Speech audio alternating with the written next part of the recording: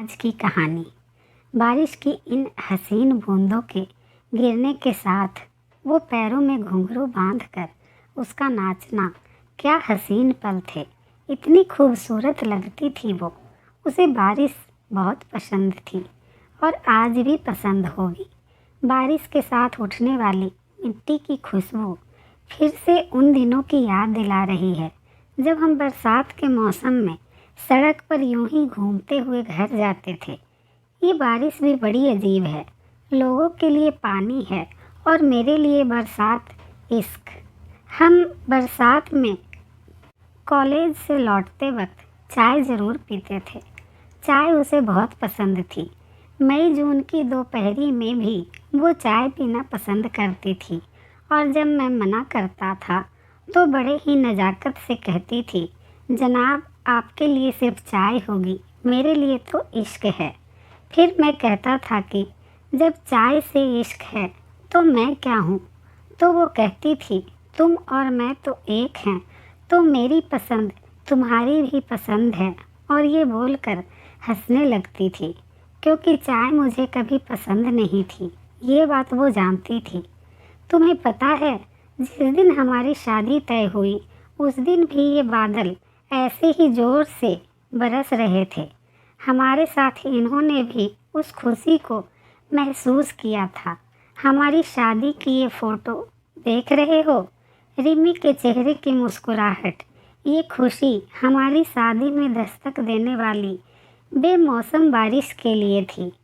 लोगों को बेमौसम बारिश पसंद नहीं थी और मेरी रिमी दुनिया की पहली दुल्हन थी जो बारिश में भीगते हुए फ़ोटो शूट करवा रही थी। रिमी को कभी अपने मेकअप सजने संवरने की कोई चिंता नहीं रही। वो हमेशा से ही ऐसी बेपरवाह सी थी।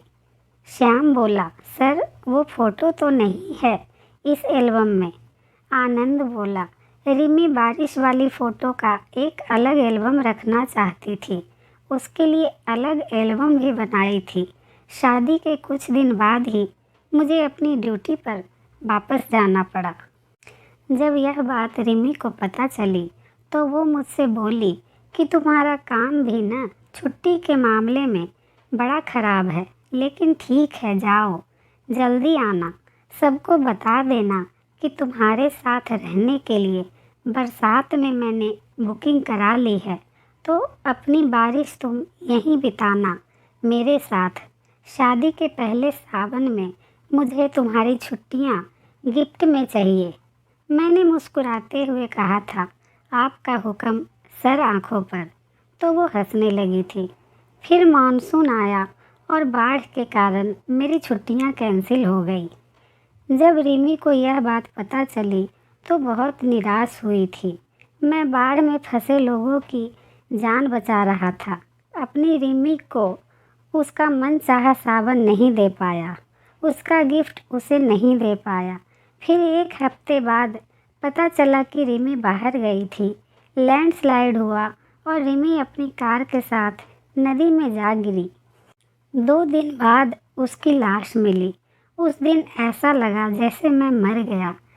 तब आया था मैं इस जगह जब मेरी रिमी मुझे छोड़कर जा चुकी थी। तब मैं यहाँ से उसकी यादें समेटकर अपने साथ ले गया था। उम्मीद करते हैं ये कहानी आपको ज़रूर पसंद आएगी। और अगर आप कुछ आध्यात्मिक स्पिरिचुअल सुनना चाहते हैं तो डिस्क्रिप्शन में हमारे दूसरे चैनल का भी लिंक है। आप जाएं, विज़िट करें और कुछ मन की शांति वाली बातें सुनें। Thank you.